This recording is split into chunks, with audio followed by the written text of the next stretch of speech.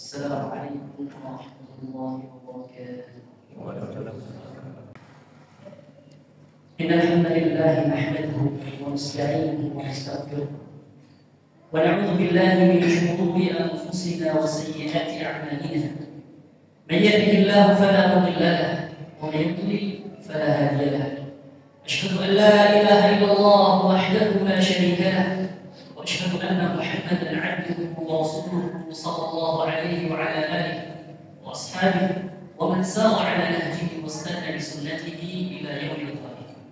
حيث قال الله تبارك وتعالى بعد أعوذ بالله من الشيطان الرجيم: يا أيها الذين آمنوا اتقوا الله حق تقاته ولا تموتن إلا وأنتم مسلمون. وقال: يا أيها الناس اتقوا ربكم الذي خلقكم من نفس واحدة وخلق منها زوجها وبث منهما رجالا كثيرا ونساء واتقوا الله الذي تساءلون به والأرحام إن الله كان عليكم رقيبا. وقال: يا أيها الذين آمنوا اتقوا الله وقولوا قولا سديدا يصلح لكم أعمالكم ويغفر لكم ذنوبكم ومن يطع الله ورسوله فقد فاز فوزا عظيما. أما بعد، معاشر المسلمين jamaah Jumat rahimakumullah. Sesungguhnya segala puji bagi Allah Subhanahu wa taala yang telah memberikan banyak sekali kenikmatan kepada kita. Baik itu nikmat yang nampak ataupun nikmat yang tidak nampak. Nikmat Islam, nikmat iman, nikmat ihsan, kesehatan, waktu dan kenikmatan yang lain. Akan tetapi satu pertanyaan untuk kita semuanya.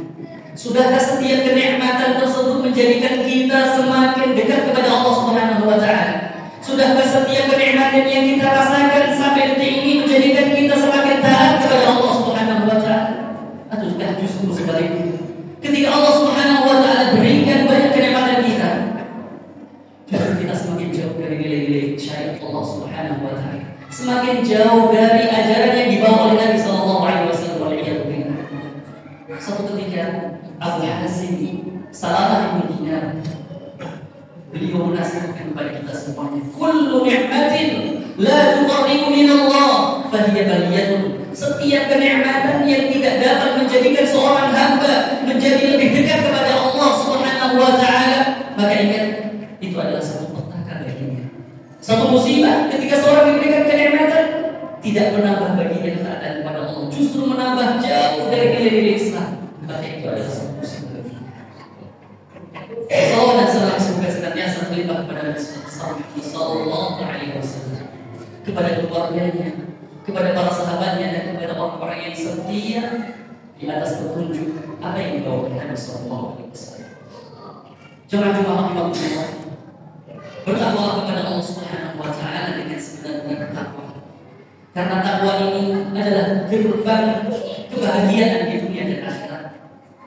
Gerbang kebahagiaan dan kesuksesan di dunia akhirat adalah dengan bertakwa kepada Allah Subhanahu wa taala. Dalam arti menjalankan segala perintah Allah, menjauhi apa yang dilarang oleh Allah Subhanahu wa taala. Ma'asyiral muslimin rahimakumullah. Ketika hari-hari kita disibukkan dengan urusan dunia, lalai dengan urusan akhirat kita, maka dari situlah awal mula munculnya kebinasaan. Padahal Allah Subhanahu wa taala dan Rasul telah mewanti-wanti kita banyak dalam ayatnya ataupun hadis Nabi sallallahu alaihi wasallam mengingatkan kepada kita agar jangan sampai kita lalai dengan urusan akhirat kita. Ketika manusia dilalaikan dengan dunia, lalai dengan akhiratnya, maka yang terjadi adalah kebinasaan. Sehingga menjadi orang-orang yang benci dengan Allah Subhanahu wa taala. Nabi sallallahu alaihi wasallam dalam sebuah hadisnya yang diriwayatkan dari Abu Hurairah radhiyallahu anhu dalam satu riwayat Al-Baihaqi, Nabi sallallahu alaihi wasallam bersabda, "Inna Allah yubghidu kulla ja'dhariyyin jawwar, sahhabin fil aswaq, jifatin bil lail, himarin bin nahar, 'alimin bid dunya, jahilin bil akhirah." Kata Nabi sallallahu alaihi wasallam, sesungguhnya Allah Subhanahu wa taala benci kepada setiap orang-orang yang sombong dan kasar, berisik dan juga berbuat gaduh seperti halnya dia berada di pasar. Jifatin bil lail, dia bagaikan seonggok bangkai ketika malam hari, dan dia ketika di siang hari bagikan keledai. Alimin bid dunya jahilin bil akhirah.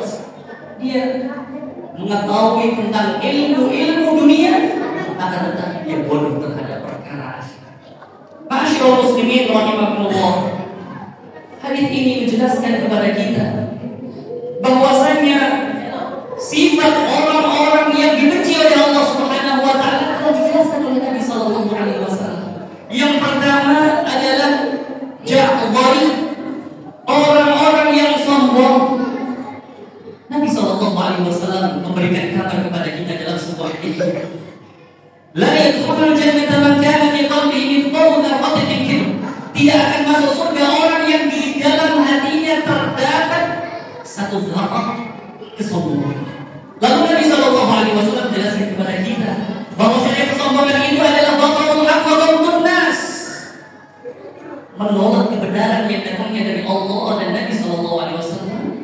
Dan yang kedua adalah seorang yang meremehkan manusia. Entah hanya karena strata sosialnya direndahkan, entah hanya karena kemiskinannya, dia tidak mendapatkan hak-hak kebenaran tersebut sehingga dia meremehkan manusia. Ma'asyiral muslimin rahimakumullah. Lalu kewajiban manusia itu adalah tawadhu, menerima kebenaran, baik kebenaran datangnya dari siapapun. Selama datangnya dari Al-Quran dan Sunnah Nabi Sallallahu Alaihi Wasallam, maka kita wajib menundukkan taat. Kemudian yang kedua, orang-orang yang dibenci oleh Allah Subhanahu Wa Taala adalah jawab, yaitu orang-orang yang betul-betul kasar. Kasar di dalam ucapan, kasar di dalam perbuatan, dan Allah Subhanahu Wa Taala tidak suka orang-orang yang kasar. Tetapi Allah Subhanahu Wa Taala mencintai kelemah lembutan. Dalam sebuah hadis Nabi Sallallahu Alaihi Wasallam menyebutkan Innallaha rafiqun yuhibbur rifqa. Sesungguhnya Allah Subhanahu Wa Taala maha lemah lembut, dan Allah Subhanahu Wa Taala sangat mencintai kelemah lembutan. Oleh karena itu Allah Subhanahu Wa Taala ketika memerintahkan Nabi Musa dan Nabi Harun alaihi wassalam untuk berdakwah kepada Fir'aun, apa kata Allah Subhanahu Wa Taala?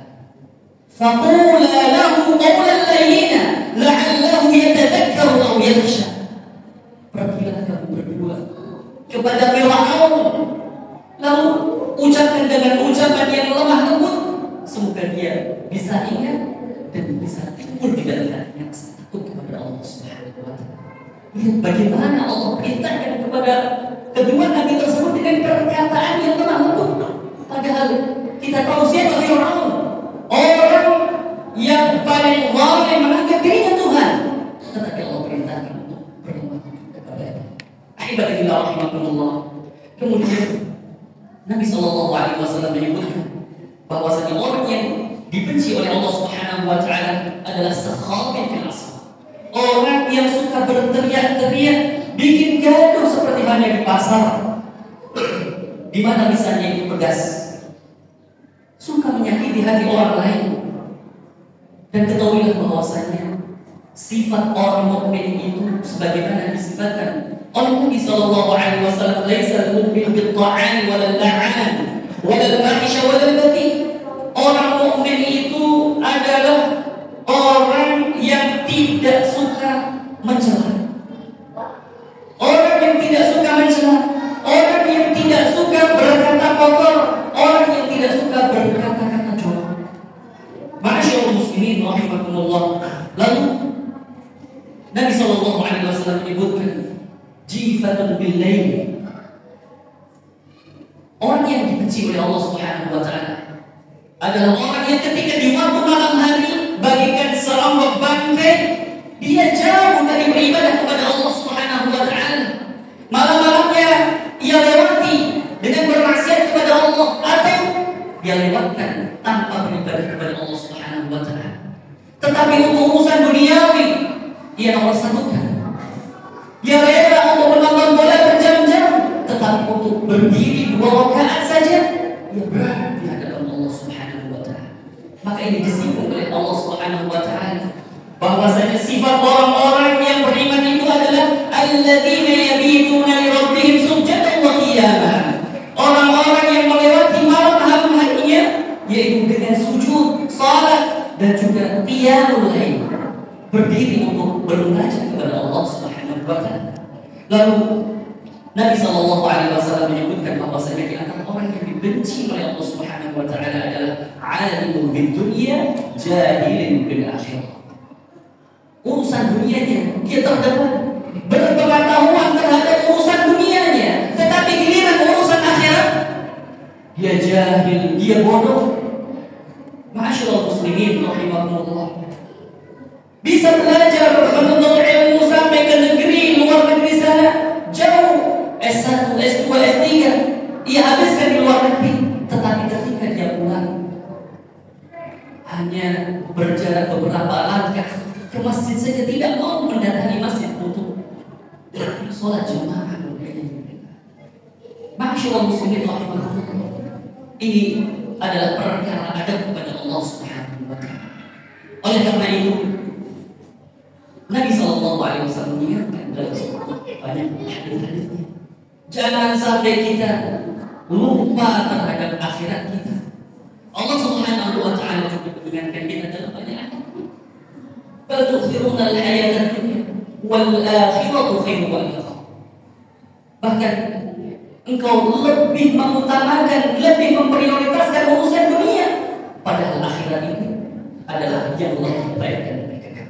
Semoga kita termasuk orang-orang yang senantiasa dicintai Allah Subhanahu wa taala.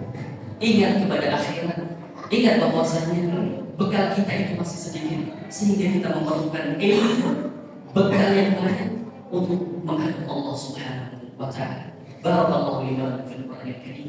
ونفعني وإياكم بما فيه من الآيات والذكر الحكيم وتقبل الله منه ومنكم تلاوته إنه اللهم صل على سيدنا محمد وعلى آل سيدنا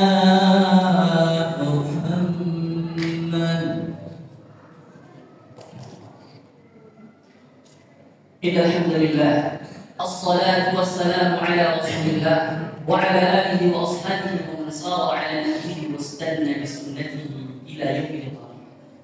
Haitsu qala Allah tabaraka wa ta'ala, ya ayyuhalladzina amanu taqullaha haqqa tuqatih wa la tamutunna illa wa antum muslimun. Ma'asyiral muslimin jamaah rahimakumullah. Pada khutbah yang kedua ini, khatib kembali mengingatkan kepada khatib sendiri dan kepada jemaah sekalian untuk senantiasa meningkatkan ketakwaan kita kepada Allah dengan sebenarnya ketakwaan. Karena takwa adalah bekal yang terbaik. Selain itu, takwa adalah wasiat Allah, perintah Allah kepada orang-orang yang terdahulu, umat-umat yang terdahulu yang mereka telah diberikan Alkitab. Demikian juga umat-umat yang saat ini dan yang akan datang untuk senantiasa bertakwa kepada Allah. Allah berfirman di dalam surat An-Nisa ayat 131. Allah berfirman, "Walaqad wassayna alladziina utul kitaba min qablikum wa iyyakum an ta'budu." Dan sungguh telah kami wasiatkan, telah kami perintahkan kepada umat-umat sebelum kamu yang mereka telah diberikan Alkitab. Demikian juga kepada untuk senantiasa bertakwa kepada Allah Subhanahu wa taala. Marilah kita bermunajat kepada Allah Subhanahu wa taala agar dalam kehidupan kita di dunia menjadi bekal yang terbaik untuk menghadap Allah Subhanahu wa taala seperti dijanjikan oleh Allah Subhanahu wa taala, menjadi orang-orang yang sukses, menjadi orang-orang yang dimasukkan ke dalam surga Allah Subhanahu wa taala. Allahumma shalli ala Muhammad wa ala ali Muhammad kama shallaita ala Ibrahim wa ala ali Ibrahim fil alamin innaka Hamidum Majid. Wa barik ala Muhammad wa ala ali Muhammad kama barakta ala Ibrahim wa ala ali Ibrahim fil alamin innaka Hamidum Majid. Allahumma ighfir lil muslimin wal muslimat wal mu'minina wal mu'minat wal ahya'i minhum wal amwat. ربنا لا تزغ قلوبنا بعد إذ هديتنا وهب لنا من لدنك إنك أنت الوهاب. ربنا لا تؤاخذنا إن نسينا أو أخطأنا. ربنا ولا تحمل علينا إصرا كما حملته على الذين من قبلنا. ربنا لا تحملنا ما لا طاقة لنا به واعف عنا واغفر لنا وارحمنا أنت مولانا فانصرنا على القوم الكافرين. ربنا هب لنا من أزواجنا وذرياتنا قرة أعين واجعلنا للمتقين إماما. ربنا هب لنا من أزواجنا وذرياتنا قرة أعين واجعلنا للمتقين إماما. ربنا اغفر لنا ولوالدينا وارحمهما كما ربيانا صغارا. ربنا آتنا في الدنيا حسنة وفي الآخرة حسنة وقنا عذاب النار والحمد لله رب العالمين ثم أقيموا الصلاة.